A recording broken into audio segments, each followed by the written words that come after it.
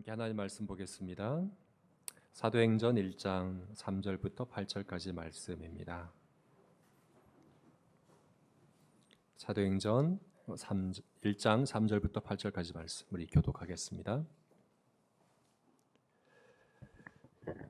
그가 고난 받으신 후에 또한 그들에게 확실한 많은 증거로 친히 살아계심을 나타내사 40일 동안 그들에게 보이시며 하나님 나라의 일을 말씀하시니라. 사도와 함께 모이사 그들에게 분부하여 이르시되 예루살렘을 떠나지 말고 내게서 들은 바 아버지께서 약속하신 것을 기다리라. 요한은 물로 세례를 베풀었으나 너희는 몇 날이 못되어 성령으로 세례를 받으리라 하셨느니라.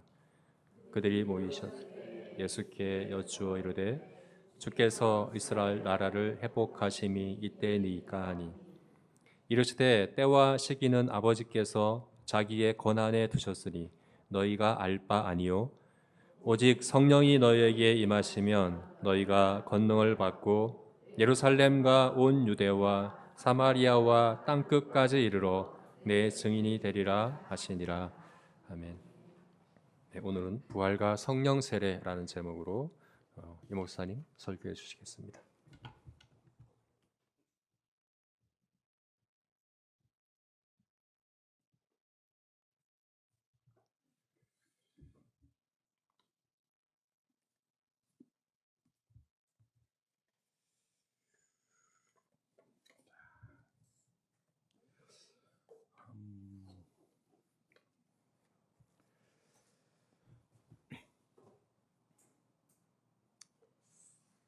오늘 성령 강림 주일입니다. 공교롭게 어제는 석가탄신일이어서 부처님 오신 날이어서 이제 포털 사이트만 봐도 이렇게 연꽃 이렇게 막 휘날리고 그러는데 참 성령 강림 주일인데 되게 이렇게 교회도 잠잠하다 이런 생각이 이제 많이 들었어요. 그러면서 또 한 번 이렇게 들었던 생각이 뭐냐면 어떤 분들이 이러시기를 말하기를 성령님은 샤이한 영이시다. 즉 자기를 잘 드러내지 않으시죠. 우리에게 아버지를 증거하시고 또 우리에게 아들을 증거하시나 스스로 주장하지 않으시는 분. 그러면서 이제 그런 생각이 들었습니다. 자주자주 우리가 교회 안에서도 섭섭할 때 있잖아요. 내가 이렇게 했는데 나를 무시하는 것 같고, 그럼 이게 섭섭해지는데, 여러분 성령님께서 우리에게 우리 공동체 안에서 행하시는 일들을 좀 묵상하시며 잘 그런 마음들이 들 때마다 극복하셨으면 좋겠어요. 드러내지 않으시고 오직 아버지를 드러내시고 주님을 드러내시는 우리 주님, 우리 성령님처럼 저희들도 우리 안에서 내주하시고 우리로 하여금 그리스도의 성품을 담게 하시고 우리로 하여금 겸손하게 하나님을 받들어 섬기게 하시는 성령님, 정말 저희들도 성령님처럼 그렇게 겸손하게 주님을 또 우리의 지체들을 섬길 수 있는 그러한 마음이면 너무 좋겠다. 이런 마음으로 성령 강림절에 잠시 이렇게 묵상을 해보았습니다. 자, 이제부터 시작하겠습니다. 여러분 운동회 하셨던 추억 있으시죠? 저도 이렇게 생각해 보니까 저희는 아침 8시 반에 모여가지고 거의 6시까지 이렇게 운동회를 초등학교 때 했던 기억이 있어요. 되게 길게 하는데 요즘에는 이제 아이들도 작고 되게 짧게 하죠. 그리고 요즘에는 가을 운동회 안 하고 봄에 하더라고요. 체육대회 이렇게. 그래서 그런 추억만 갖고 계신 분들이 많으실 테고, 또 이 자리에는 얼마 전에 체육대회 한 친구들도 있을 테고, 시대는 다르고 정서는 조금씩 다르겠지만 자, 한 가지 공통점이 있습니다. 체육대회 맨 마지막 어떤 종목으로 마무리를 하죠? 그렇죠. 이어달리기입니다. 이거 국룰이에요. 이어달리기. 그래서 오늘은 이어달리기 이야기를 좀 하려고 합니다. 자, 이어달리기를 할 때 제일 중요한 것 두 가지 꼽으라면 여러분 어떤 거 꼽으시겠습니까? 달리기니까 당연히 빨라야 되죠. 잘 달리는 것 필요합니다. 그리고 또 한 가지는 그렇죠. 바통 터치 잘해야 됩니다. 바통 터치를 잘 못하면 망해요. 실제로 올림픽에서 이런 일이 있었더라고요. 2008년도 베이징에서 올림픽이 열렸는데 우승 후보 영순이 미국 팀에서 바통 터치를 잘못해서 계주를 망쳤습니다. 3번 주자까지는 1등으로 달렸어요. 그리고 이제 3번 주자가 4번 주자에게 마지막 바통 터치만 잘하면 이거 금메달은 따놓은 당상인데 떨어뜨렸어요. 여자 팀도 떨어뜨려서 미국이 동반해서 계주를 망쳐서 그때 이제 미국 팀을 가리켜서 이렇게 얘기를 했어요. 바통의 저주. 그런데 반면에 이 바통 터치를 잘해서 되게 이렇게 좀 주목받았던 팀들이 있었는데 혹시 기억하시나요? 2016년도 리우 올림픽에서 일본 팀이 그랬습니다. 저희랑 체격이 비슷하잖아요. 신체 조건들이. 실질적으로 100m 달리기를 하면 그렇게 기량이 뛰어나지 않기 때문에 메달 안에 들어가는 것은 굉장히 어려워요. 그런데 그때 일본 팀이 이 이어달리기에서 계주에서 은메달을 따요. 미국 팀을 제치고 자메이카에 살짝 뒤져서 은메달을 따는데 아무리 봐도 이 사람들이 은메달까지 딸 수 있었던 원인이 무엇일까? 이렇게 사람들이 이렇게 좀 따져 보니까 무엇이었냐면 바통 터치를 너무 잘한 거예요. 그런데 이게 한번 우연히 잘한 게 아니라 이것을 위해서 이미 20년 전부터 계속 연습을 했대요. 바통 터치를 제일 빠르고 신속하게 할 수 있는 방법이 무엇인지, 그리고 그것을 손에 익혀서 실수하지 않고 잘할 수 있도록 연습하고 또 연습하고 또 연습해서 마침내 그것을 이뤄낸 거예요. 그래서 2021년도 주니어 대회에서는 세계 1등을 했어요. 금메달을 땄더라고요. 자, 바통 터치가 얼마나 중요한지 이 두 사건이 저희들에게 잘 보여주고 있지요. 자, 오늘 우리가 본문을 사도행전 1장 3절로 8절까지 말씀을 읽었는데 오늘 본문을 계주에 좀 비유하고 싶습니다. 이 말씀들 이렇게 잘 아시는 것처럼 주님께서 자신의 모든 지상 사역을 완수하시고 이제 마지막에 승천하시기 전에 주님께서 제자들에게 당부하신 이야기들이 담겨져 있는 본문이에요.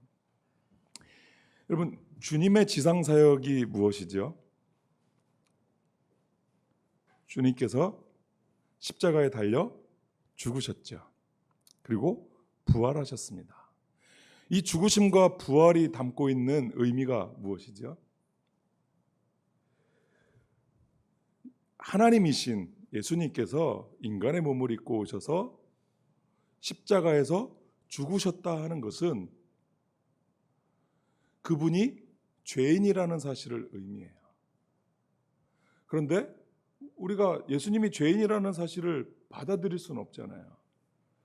근데 예수님이 죄 때문에 죽으셨다면 그것은 자기의 죄가 아니라 누구의 죄 때문에 죽으셨다고요? 내 죄 때문에 죽으신 거예요.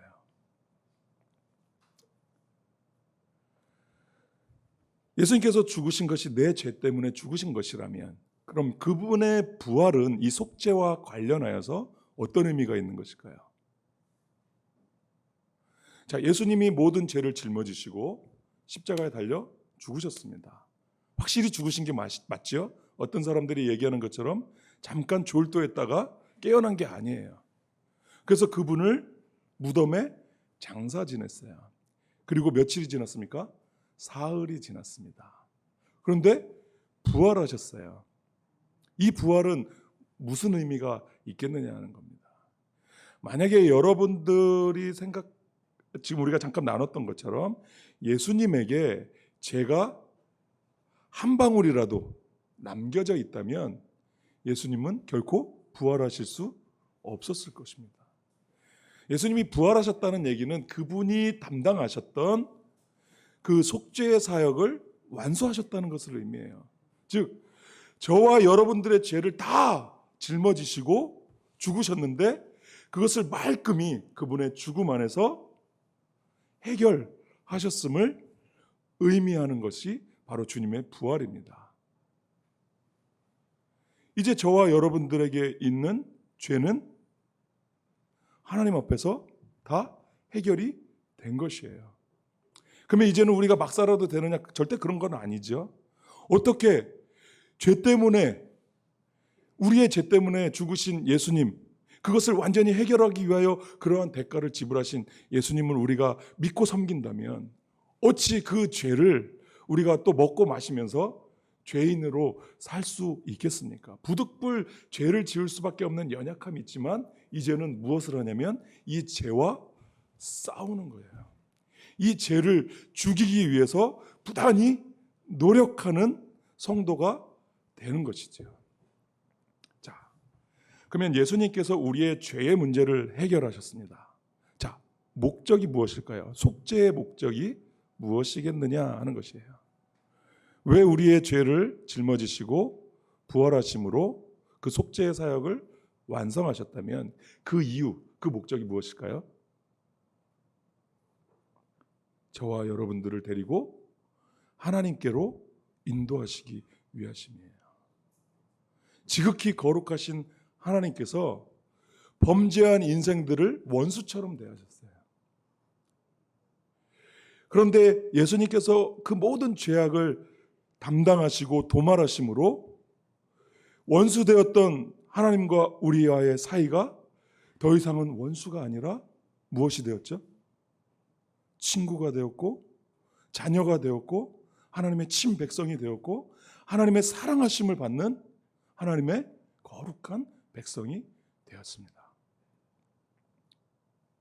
자, 이제 우리가 하나님 앞으로 나아가야 돼요. 그게 속죄의 목적이라면 하나님 앞으로 나아가는 것들을 여러분들이 더욱더 귀하게 여기고 힘써야 한다는 것입니다. 그런데 여기에 문제가 있어요. 죄로 인하여 우리의 모든 옷, 의복이 더러워졌다면 그것을 벗기고 우리를 말끔히 씻어주는 게 속죄잖아요. 그런데 하나님의 존전에 나아갈 때 우리가 헐벗은 몸으로 알몸으로 나아갈 수 있을까요? 비유를 통해서 주님께서 말씀하셨는데 이제 어떤 왕이 잔치를 배설하고 사람들을 초청했습니다. 그런데 이 초청을 받은 사람들이 한 사람도 응하지 않고 자기의 개인적인 용무 때문에 그 초청을 거절해요. 그랬더니 이 왕이 산과 들로 나아가서 길거리에서 사람들을 만나서 그들을 데려와라. 강권하여 이 집을 채우라고 말씀하죠. 그래서 그렇게 해서 수많은 사람들이 모여왔는데 한 사람이 눈에 밟히는 거예요. 그리고 그 사람을 보면서 묻지요. 너는 왜 예복을 입지 않고 이 자리에 있느냐? 성경의 표현이 재밌습니다. 이 사람이 유구무원이언을 아무 할 말도 없는 거예요. 마땅히 입고 와야 될 예복을 입고 오지 않은 거예요. 그 사람에게 내려진 처결이 무엇이었습니까? 그를 묶어서 바깥 어두운데 내버려라. 하나님의 존전에 나아갈 때는 우리에게 예복이 필요한데 이 예복을 성경은 뭐라고 표현하냐면 우리의 의라고 얘기합니다. 그러면 우리들이 의를 가지고 하나님 앞에 나와야 되는데 이사야는 이런 탄식을 해요. 우리의 의는 더러운 옷과 같습니다. 여기에서 말하는 더러운 옷은 여인들의 생리혈이 묻은 의식적으로 율법적으로 부정한 옷을 이야기하는 거예요.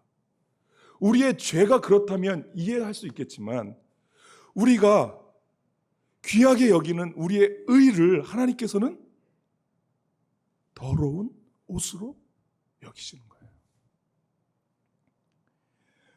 자, 이제 우리가 질문을 하나 던져봅시다. 예수님의 속죄를 위해서, 우리의 죄를 속하기 위해서 예수님께서 행하신 일이 무엇이죠? 십자가에 달려 죽으신 일이에요.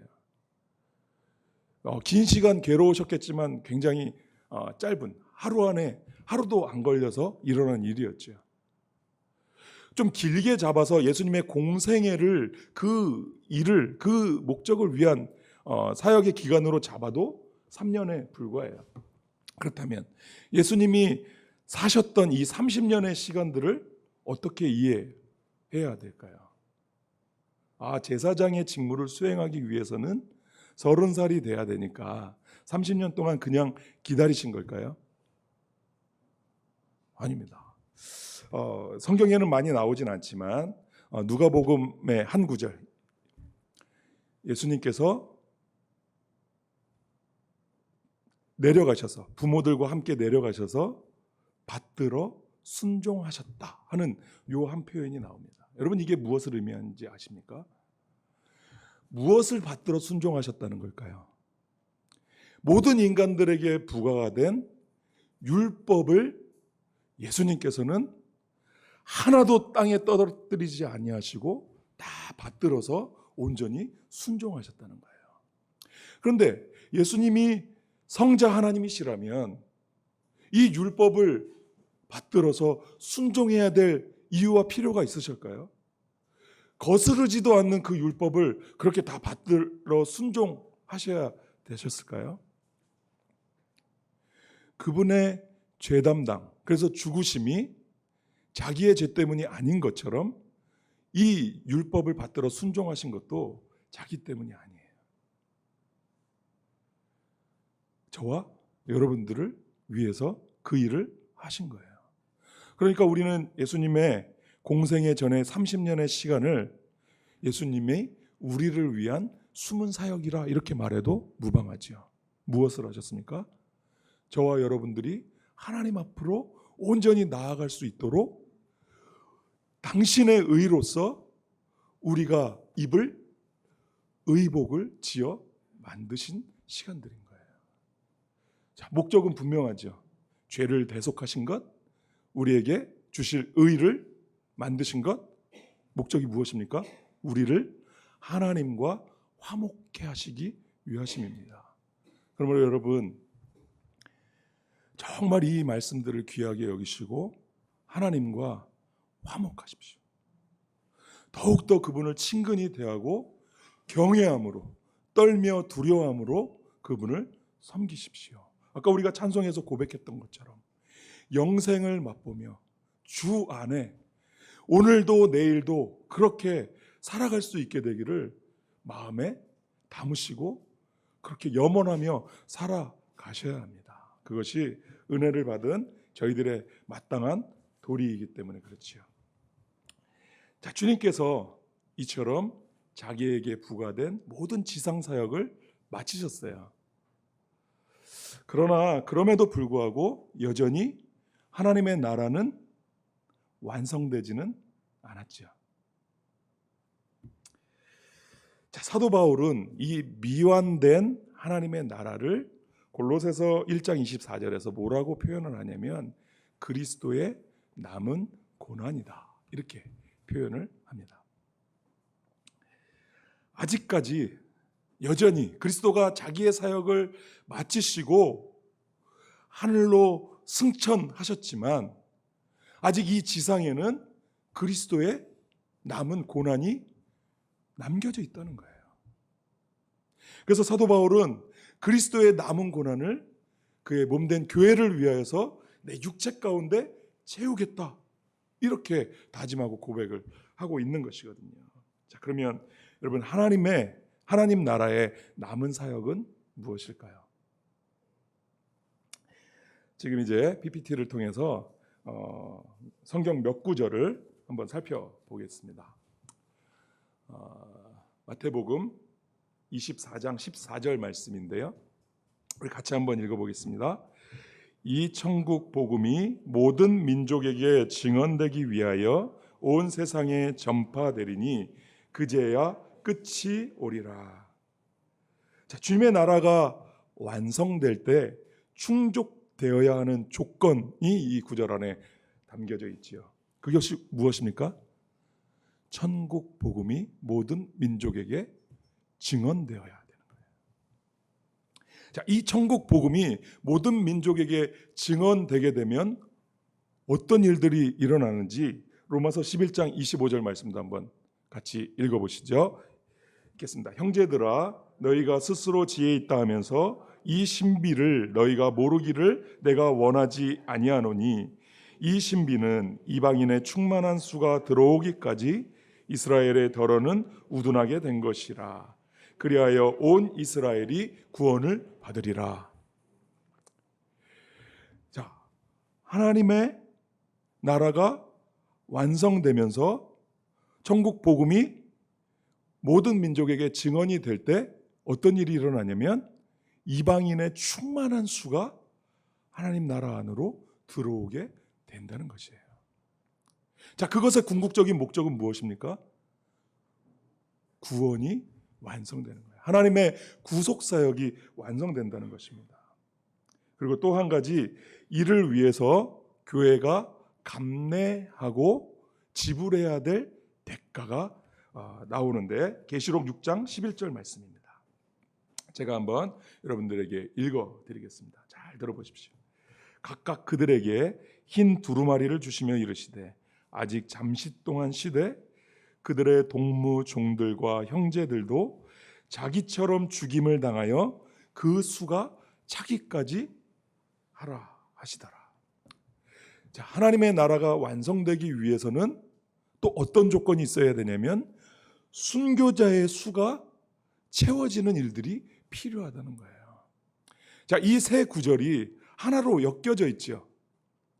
복음이 모든 민족에게 증거가 돼야 되고 그 증거됨을 인하여 이방인들의 충만한 수가 채워질 것인데 거기에는 부득불 성도들 중에 순교자들이 발생할 것이고 그 수가 채워져야 이 일들이 완성이 된다. 이렇게 주님께서 말씀하십니다.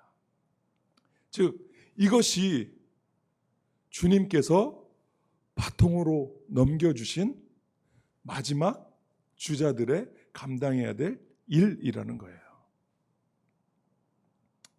자, 그러면 주님의 바통을 받아들고 경주를 해야 되는 마지막 주자는 누구일까요? 자, 교회입니다. 여러분, 교회를 우리가 어떻게 부르냐면 지상에 있는 그리스도의 몸이다 이렇게 부르죠. 자, 머리 대신 주님께서 승천하시면서 그 몸을 이 지상 가운데 세워두셨어요. 왜 그렇게 하셨을까요? 교회가 남은 하나님의 나라를 완성하는 마지막 주자가 되길 바라신 것이죠. 그런데 이렇게 질문하는 사람들이 있습니다. 성경을 보면, 자, 우리도 본문을 읽었지만 본문을 보면 온 교회가 아니라 주께서 선택하신 12명의 제자들에게 그것을 말씀하신 것이 아닙니까?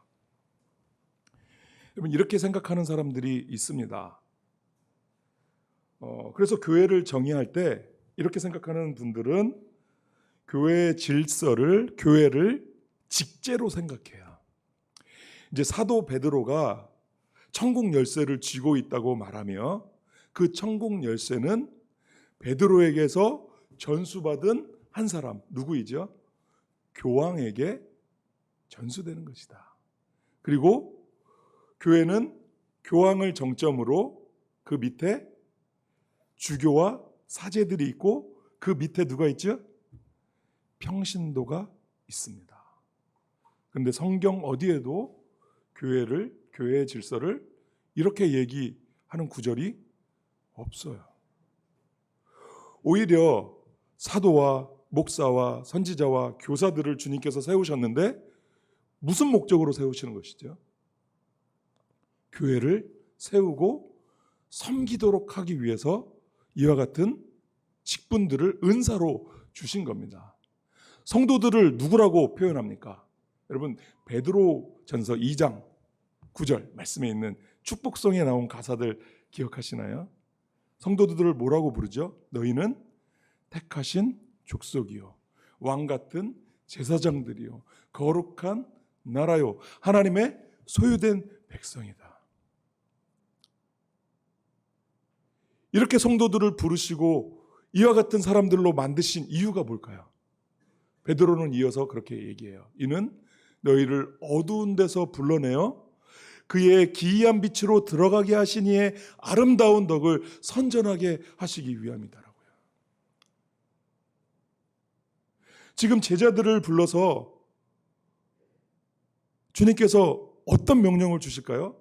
사도행전 1장 8절에 나와 있는 대로 여러분들이 잘 아시는 대로 성령이 임하시면 너희가 땅끝까지 이르러 내 증인이 될 것이야 이렇게 말씀하시잖아요. 똑같은 말씀이시죠. 우리에게 은혜를 베풀어서 우리를 구원하여서 그의 기이한 빛에 들어가게 하신 이의 아름다운 덕을 선전하도록 우리를 왕같은 제사장으로 거룩한 나라로 그렇게 부르셨다면 저희들이 다음 세대 주자들 아닐까요?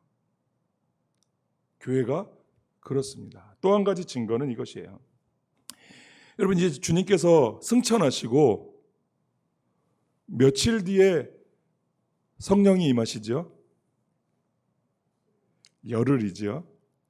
그래서 오순절입니다. 40일 동안 함께 계시다가 그 열흘 짧은 기간 안에 제자들과 이 성도들이 한 가지 일을 합니다. 그게 뭐죠? 네? 제가 귀도 잘 안 들리나 봐요. 일부에 이제 그 우리 교사들과 얘기하는 예배를 드리는데 이렇게 얘기하셨어요. 전혀 기도에 힘썼습니다. 그 일 맞아요. 그 일을 했는데 한 가지 아주 두드러진 공식적인 일을 했어요. 그게 뭐냐면 권위난 사도의 자리, 가룟 유다가 배반하고 죽어서 없어진 그 한 자리를 메꾸는 그 일을 이 열흘 안에 한 거예요. 뭐 그렇게 급한 일이라고. 그런데 우리가 이렇게 생각해야 되죠. 그 일을 꼭 이 열흘 안에 성령이 임하시기 전에 해야만 했던 이유가 무엇인가 하는 거예요. 여러분 이 12이라는 숫자 왜 꼭 그렇게 맞춰서 사도를 세워야 할 필요가 있었을까요? 이것은 비단 신약뿐만 아니라 구약에서도 같은 이야기들이 나옵니다. 사사기 22장에 보면 이스라엘 12지파 중에 한 지파, 베냐민 지파가 아예 없어질 아주 큰 위협에 처하게 돼요. 어떤 이유 때문이냐면 베냐민 지파에 속한 불량한 청년들 몇 명이 한 제사장의 첩을, 되게 엽기적인 일이에요. 첩을 붙들고 성폭행을 저지릅니다. 그리고 그 여인이 같이 여행을 가고 있던 제사장 남편에게로 돌아와서 문 앞에서 죽어요. 그랬더니 이 제사장이 그 여인의 몸을 쪼개서 각 지파에게 보냅니다. 그리고 전쟁이 벌어지고 이제 베냐민 지파가 거의 멸망할 지경까지 이른 거예요. 그런데 하나님의 섭리로 이 지파의 권람을 막으시고 그 지파를 보존하셨어요. 왜요? 이 12지파는 상징적으로 온 이스라엘을 나타내는 거예요. 동일하게 이 12사도는 이제 장차 세워질 지상에서 그리스도의 몸으로 드러나게 될 이방인과 유대인들이 함께 어우러질 주님의 몸된 교회가 될 것이기 때문에 그렇습니다. 그러니 저희들이 평신도 아니죠. 저희들이 교회의 지체입니다. 교회의 지체로서 주님께서 넘겨주실 바통을 받고 그 일을 감당하고 섬기고 받들어야 되는 그러한 주자라는 사실들을 저희가 꼭 기억하셔야 됩니다. 잘 기억할 수 있으시죠? 여러분들 이미 그렇게 잘하고 계신 줄 압니다. 어제 비가 와서 전도하지는 못했는데 계속 저희 교회에서 토요일마다 전도하고 또 전도하는데 같이 참여하지는 못해도 계속 우리 가까운 지인들에게 교회에 나오라고 부르시고, 그래서 새신자들이 자주 저희들에게 이렇게 찾아오는 거 보시죠? 얼마나 귀한 일인지 몰라요. 그리고 또 다른 방편으로 자기의 모든 것들을 다 이렇게 내어주고 선물하고 해다 먹이고 막 이러면서 사람들을 초청해서 복음을 전하고 예수님을 믿게 만드는 일들에 여러분들이 많이 헌신하고 계심을 알고 있습니다. 너무 귀한 일이에요. 그런데 그 일들이 바로 우리가 다음 주자로서 사역을 감당하고 있는 일이라는 사실을 꼭 기억하십시오. 너무 귀한 일입니다. 주님께서 우리들에게 맡겨주신 바로 그 일들이라는 사실들을 저희들이 알고, 그래서 서로 이렇게 보면서 좀 뿌듯해하고 대견해 해주시면 좋을 것 같아요. 잘 감당해 주셔서 정말 감사합니다. 자, 그러면 우리가 넘겨받은 바통이 무엇인지도 살펴봐야 되겠죠. 여러분, 이 계주할 때 쓰는 바통은 길이가 한 30cm 되는, 무게는 한 50g 정도 되는 막대기입니다. 실제로 저희 공식 경기 말고 이제 교회 체육대회 하면서 계주할 때는 그거를 미처 구하지 못해서 나뭇가지 이렇게 꺾어가지고 그걸로 이렇게 계주하고 그랬었거든요. 막대기예요, 막대기. 바통이라는 뜻이 막대기입니다. 그런데 이 막대기가 이제 그 경기에 계주할 때 딱 쓰이는 막대기가 되면 굉장히 중요해지죠. 처음 주자가 가지고 전달하고 전달해서 이어받은 막대기가 아니면, 그것이 없거나 다른 것들을 들고 있으면 그 사람은 일찍 결승점에 들어와도 실격이 되는 것이지요. 자, 주님께서 제자들에게 바통을 넘기셨어요. 자, 3절 말씀 우리 같이 한번 읽어 보겠습니다. 3절 말씀입니다. 같이 읽겠습니다. 시작. 그가 고난 받으신 후에 또한 그들에게 확실한 많은 증거로 친히 살아계심을 나타내사 40일 동안 그들에게 보이시며 하나님 나라의 일을 말씀하시니라. 저는 이 말씀을 읽다가 이 말씀 안에, 이 3절 안에 주님께서 제자들에게 넘겨주셨던 바통이 고스란히 담겨져 있다, 이렇게 생각이 들었어요. 자, 그런데 딱 보시면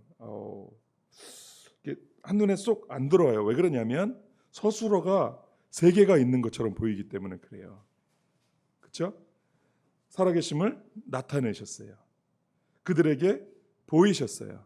하나님 나라의 일을 말씀하셨어요. 그래서 진짜 원문에도 그렇게 나와 있나 하고 잘은 못하지만 이렇게 헬라어 원문을 찾아봤습니다. 그랬더니 서술어는 한 가지입니다. 여러분들에게 퀴즈를 한번 드려볼게요. 이 3단어 중에 어떤 게 진짜 서술어일까요?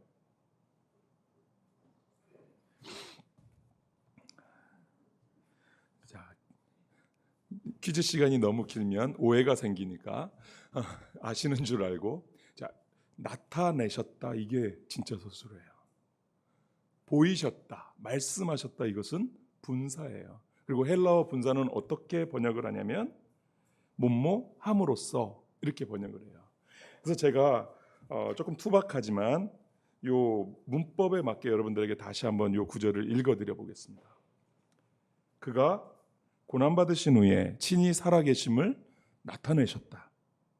40일 동안 그들에게 확실한 많은 증거를 보이심으로써, 또 하나님 나라의 일을 말씀하심으로써. 자, 고난당하시고 부활하신 주님께서 제자들에게 자신이 다시 살아나셨다, 즉 부활하셨다는 것을 나타내셨습니다. 그리고 제자들이 그것을 확신할 수 있도록 40일 동안 확실한 많은 증거들을 그들에게 보이셨다는 얘기예요. 그리고 주님의 부활이 하나님의 나라와 어떤 연관성을 가지고 있는지를 설명해 주셨다는 거예요. 목적은 너무 분명하죠. 제자들이 주님의 부활을 확실히 믿을 수 있도록. 이게 목적이에요. 자, 그런데 왜 제자들에게 40일 동안이나 여러 가지 확실한 많은 증거들을 보이실 필요가 있으셨을까요? 저희가 가진 복음서에 있는 구절들을 보면 그 이유들이 잘 나타나요. 근데 주님 부활하셨습니다. 그리고 제자들에게 처음 나타나셨어요. 모여 있을 때. 근데 그 자리에 없었던 한 사람이 있었죠. 그렇죠. 도마입니다. 그래서 제자들이 도마에게 그렇게 말했어요. 나머지 제자들이니까 도마 빼고 거진 10명의 제자들이 도마에게 말했어요. 무엇을 말했습니까? 우리가 부활하신 주님을 만났다. 그리고 그 손과 그 옆구리를 우리가 보았다. 이렇게 말했습니다. 여러분, 도마가 어떻게 반응했습니까? 내 손으로 그 상처와 흔적들을 만져보지 않으면 나는 믿지 않을 거야. 믿을 수 없어. 이렇게 말하고 맙니다. 자, 누가복음에는 또 다른 두 제자를 이야기해 줍니다. 12제자들은 아니에요. 24장에 보면 엠마오 마을로 내려간 두 제자 이야기 잘 아시죠? 근데 이 두 제자들 역시 안식일까지는 그곳에 예루살렘에 머물러 있었어요. 근데 안식일이 되어서 여인들 두세 명이 향품을 가지고 예수님의 시신에 바르기 위해서 찾아갔다가 예수님은 보이지 않고 한 천사를 만났습니다. 그리고 그 천사가 여기 계시지 않고 살아나셨다는 이 부활의 메시지들을 전달해 줘요. 그리고 여인들이 그 메시지를 받아들고는 달려와서 제자들에게 말합니다. 그랬더니 2명, 3명 정도의 제자들이 그 무덤으로 달려가서 천사들은 만나지 못했지만 빈 무덤을 보고 돌아와서 또 증언해 줘요. 우리가 갔더니 무덤이 비어 있었다. 이 두 제자, 엠마오로 내려갔던 두 제자는 이 여인들의 증언과 제자들의 증언을 들었어요. 듣고 그날 곧바로 뭐 하냐면 자기가 살던 고향으로 내려가는데 수심이 가득한 채로 내려갑니다. 사람들이 그렇게 얘기하지만 나는 믿을 수 없다. 우리가 그렇게 바라고 기대했는데, 그분이 오실 메시아라는 사실을 그렇게 바라고 고대했는데 결국 이렇게 허무하게 끝나고 말았어 하는 마음으로 내려가고 있는데 주님께서 그들에게 나타나서 그들을 꾸짖으시죠. 뭐라고 꾸짖으십니까? 누가복음 24장 45절 말씀에 보시면 이렇게 꾸짖으세요. 미련하고 선지자들이 말한 모든 것을 마음에 더디 믿는 자들이여. 자, 도마도 그렇고 이 제자들도 그렇고 이들이 믿지 않는 것, 믿음의 문제로 이들의 문제를 다루고 계십니다. 자, 주님께서 그러니 40일 동안 이 믿지 않는 제자들에게 확실하게 말씀을 해주시고 여러 증거들로 나타내셔야 될 필요와 이유가 있었던 거예요. 좀처럼 도무지 그게 믿어지지 않는 거예요. 그리고 또 한 가지, 주님께서 이 두 제자를 어떻게 꾸짖으셨죠? 미련하다 너희들이. 왜 이 사람들이 미련하다는 꾸지람을 들었을까요? 이 사람들은 분명히 성경을 알았고 읽었고 배웠을 것입니다. 그런데 선지자들이 말한 모든 것을 마음에 더디 믿었기 때문에 미련한 자로 드러날 수밖에 없었던 거예요. 아마 성경을 읽어도 자기가 읽고 싶은 것 읽고 믿고 싶은 것만 믿었기 때문에 그런 구절을 분명히 스쳐 지나갔을 가봤겠지만 도무지 자기에겐 어떤 의미로도 다가오지 않는 것이지요. 여러분 성경 말씀 잘 읽고 계시죠? 말씀을 읽을 때 갈고리 이렇게 딱 하나 집으시고 긁으면서 읽으셔야 돼요. 뭐 콩나물에 물 주면 그래도 콩나물은 우리 콩나물 아니잖아요. 항상 콩나물 얘기하시더라고요. 안 됩니다. 그런 거하고 상고하고 이 말씀이 우리에게 무엇을 말씀하시는지, 특별히 예수 그리스도에 관한 예언의 말씀이 나오거나 그분에 관한 진술들이 나올 때 저희들이 정말 간절한 마음으로 읽고 배우는 저와 여러분들이 되기를 원합니다. 자, 하나님의 나라를 말씀하셨다 그랬어요. 부활을 확실히 하시기 위해서. 자, 이게 무슨 관련이 있을까요? 뭐 여러 가지로 설명할 수 있겠지만 저는 요 하나님의 나라라는 요 단어를 통해서 한두 가지 의미를 좀 살펴보려고 합니다. 여러분 지금 저희가 이 바실레이아라는 것을 나라로 번역한 성경을 들고 있잖아요. 왜냐하면 저희 헌법 1조 1항 뭐죠? 모든 주권은 국민에게서 나온다 하는 나라에 살고 있기 때문에 그런 것 같아요. 그런데 이 나라를 원래대로 바실레이아를 킹덤으로, 왕국으로 번역을 한다면 이 헌법을 어떻게 바꿀 수 있을까요? 모든 주권은 왕이신 하나님께로부터 나온다. 이렇게 말하는 거죠. 여러분 하나님의 왕국입니다.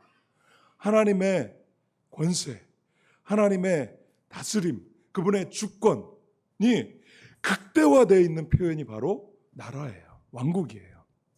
자, 그렇다면 저는 시편 115편 3절 말씀 되게 좋아하는데 이런 말씀이 기록이 되어 있습니다. 오직 우리 하나님은 하늘에 계셔서 원하시는 모든 것을 다 행하셨나이다.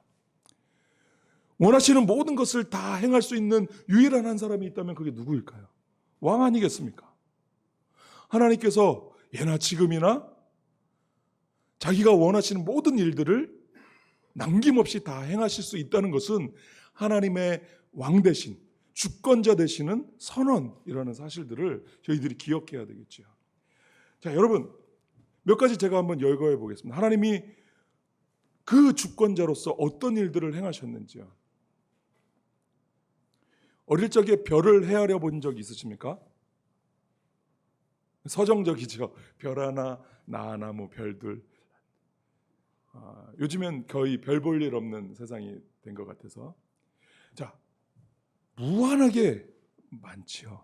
그런데 하나님은 이 별들의 수요를 세시고 그 이름을 아시는 분으로 성경이 선포하고 있습니다. 뿐만 아니라 하나님께서는 이 별들을 운행하시고 지금도 붙들고 계시죠. 능력의 말씀으로 모든 만물을 붙들고 계시는 분이 바로 우리의 주님이십니다. 뿐만 아니라 머리카락이 휘어지는 것, 저희들이 원하면 될 수 있습니까? 탄로가라는 시조가 있는데 오른손에 가시 들고 왼손에 나무 들고 오는 세월 막으려고 하지만 귀밑머리가 하얘졌다 뭐 이런 이제 시조가 있더라고요. 못 막는다는 거예요.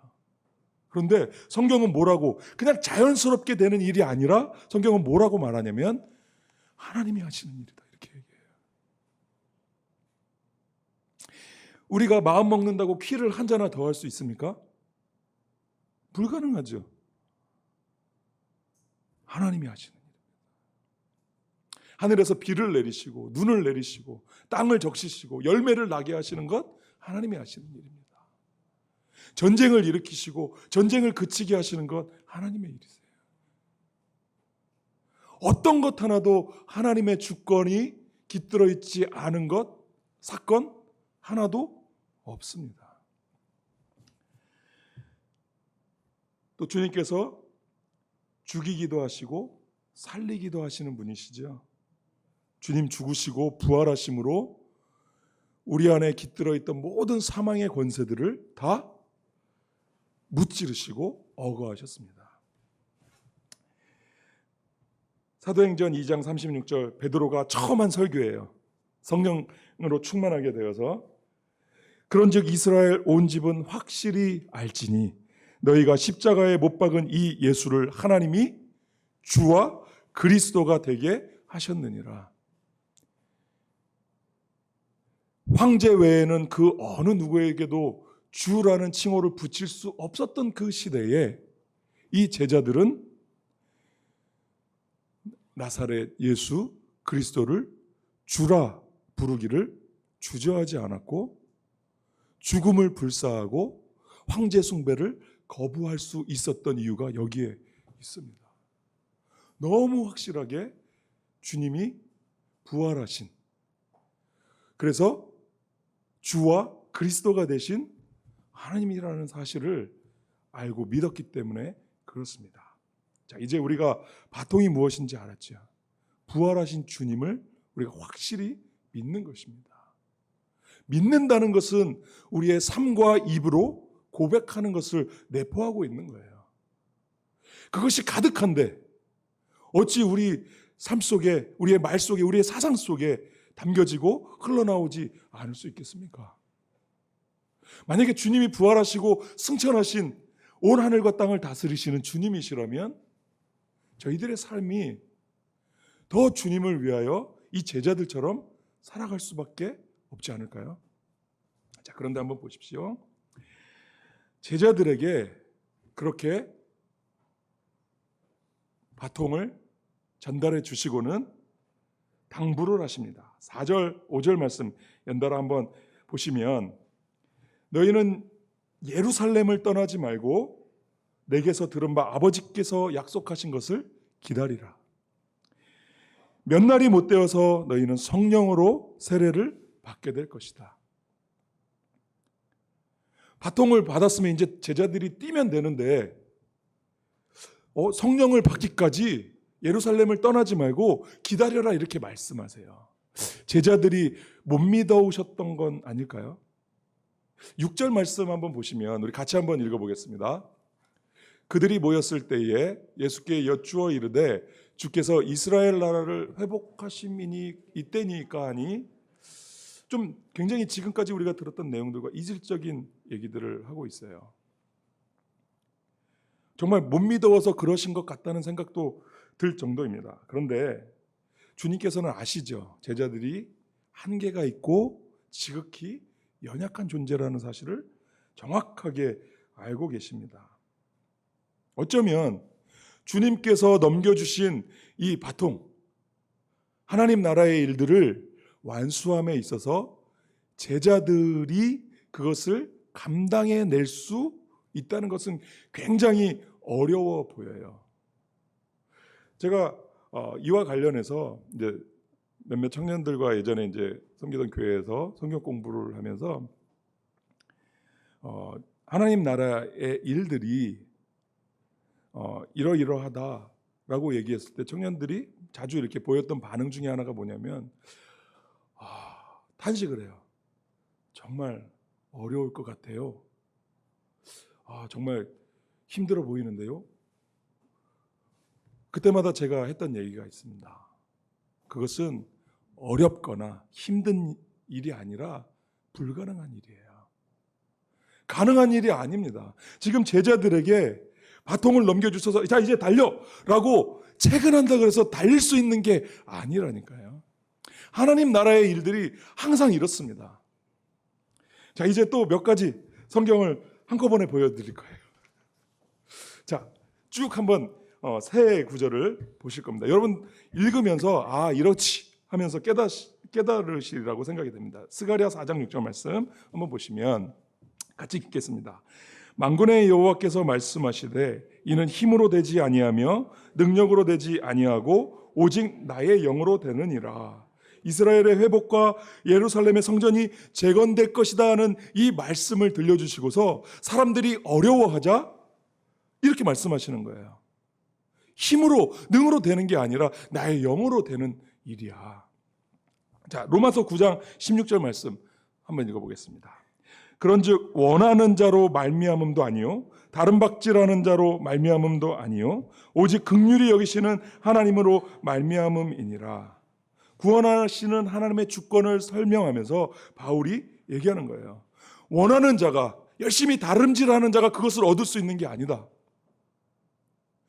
오직 하나님께서 긍휼히 여기셔서 그것을 주셔야만 가능한 것이다. 이렇게 말씀하시는 거예요. 자, 마지막으로 마태복음 19장 26절도 한번 저희 읽어보겠습니다. 예수께서 그들을 보시며 이르시되 사람으로서는 할 수 없으나 하나님으로서는 다 하실 수 있느니라. 자, 부자 간원이 수심에 차서 돌아가는 것을 보고 제자들이 물었어요. 그러면 누가 구원을 얻을 수 있겠습니까? 그때 하신 말씀이에요. 사람으로서는 할 수 없다. 자주 우리는 불가능한 것들을 붙들고 나도 하지 못하는 일들을 사람들에게 채근해요. 좀 열심히 해야 되지 않겠니? 바리새인들이 그랬죠. 자기도 지기 어려운 것들을 붙들고 사람들 어깨에는 잔뜩 짐을 올려놓고 사람들을 채근하고 이렇게 하면 안 되는 것처럼 자꾸 그렇게 말하는 일들. 어떤 일들은 가능한 일들이 아니라니까요.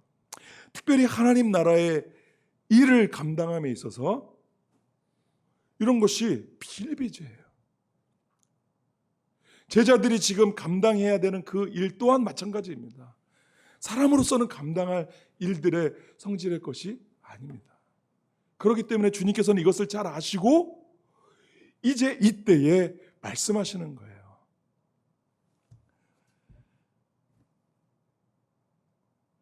성령이 너희에게 임하시면 너희가 권능을 받게 될 것이다. 권능을 받게 되면 어떤 일이 일어납니까? 온 유대와 사마리아와 땅끝까지 이르러 내 증인이 될 것이다. 이 일이 저희들에게 필요한 것이에요. 우리가 주님의 부활하심을 확실하게 붙든 것뿐만 아니라 주님께서 우리들에게 주시는 성령으로 충만하게 되어야만 가능한 일이 우리에게 남겨주신 주님의 남은 지상사역이라는 사실들을 저희가 기억했으면 좋겠습니다. 저와 여러분이 열심히 해야 되겠죠. 무엇을 해야 되겠습니까? 자, 제자들이 이제 주님을 승천하시는 것을 보고 성령을 받기까지 무엇을 했습니까? 저희들이 기도에 전념했다는 거예요. 그럼 우리는 무엇을 기도할 수 있을까요? 예수님께서는 이 모범을 직접 보여주셨습니다. 예수님, 우리를 위해서 필요 없는 것들, 안 하셔도 되는 것들을 다 하셨다고 말씀드렸잖아요. 똑같이 예수님이 인생이 되셨을 때 어떤 일들을 또 경험하시고 행하셨냐면 사도행전 10장 38절에 이렇게 베드로의 입을 통해서 저희들에게 선포합니다. 하나님이 나사렛 예수에게 성령과 능력을 기름 붓듯 하셨음에 주님께서도 이 사역을 감당하기 위해서 성령을 기름 붓듯 부으심을 받으셨다는 거예요. 저희들이 이 사명을, 이 사역을 감당하기 위해서 무엇이 필요하다는 거예요? 성령의 충만함을 받을 필요가 있다는 것입니다. 주님이 그렇게 하셨다면, 이 제자들이 그렇게 했다면 오늘 저희들에게 얼마나 필요한 일이겠습니까? 복음이 땅끝까지 증거되기 직전 저희들이 살고 있어요. 왜냐하면 난리와 난리의 소문이 들려지고 처처의 지진과 기근이 있고 전쟁이 있고 민족들이 민족을 대항해서 일어나 싸우는 이 시대를 저희들이 살고 있잖아요. 근데 주님 말씀하시죠. 이것은 시작에 불과하다. 그리고 모든 민족이 이 주님의 천국 복음을 들었을 때 그때 완성이 돼야 된다면 저희는 교회로서 지금까지도 잘 하셨지만 더 집중하고 더 잘 받들어야 되는 한 가지 일이 있다면 이 복음을 사람들에게, 세상에게 증거하고 선포하는 일들을 직접 할 뿐 아니라 그렇게 하시는 분들을 잘 도와서 주님이 속히 오시도록 그래서 이 세상에 남겨진 모든 하나님 나라의 일들이 잘 완수되도록 저와 여러분이 이 사명을 잘 감당해야 한다는 것이에요. 그렇게 잘 감당하는 교회와 성도가 될 수 있기를 위해서 여러분이 힘써 기도해 주시고, 저희들에게 필요하죠. 성령으로 충만케 되는 것. 이제 다음 주면 저희들이 수련회를 갑니다. 기도할 수 있는 너무 중요한 시간들이죠. 여러분 기대하시고 준비하시면서 함께 이 복된 은혜를 누릴 수 있는 귀한 시간이 될 수 있도록 힘써 주시기를 부탁드리겠습니다.